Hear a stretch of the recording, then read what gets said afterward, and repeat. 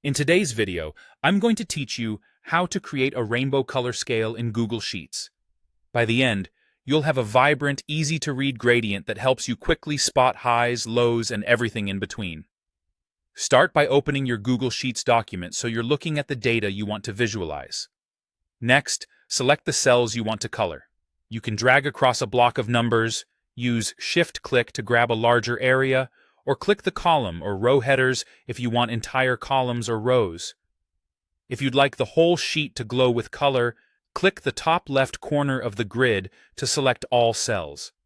Keep in mind that color scales work best with numeric values, since the colors are calculated from minimums, midpoints, and maximums.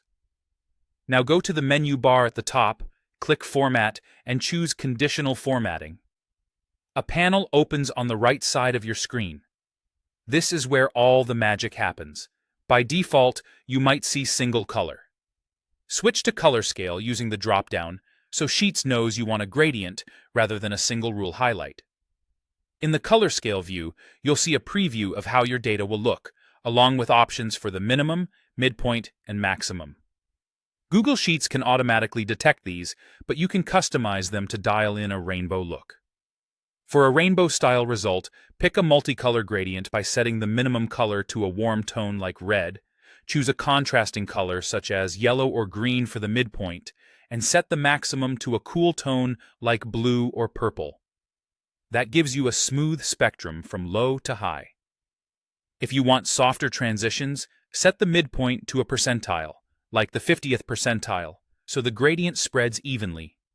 You can always tweak the exact hues using the color pickers until the preview looks right for your data. When you're happy with the style, click Done.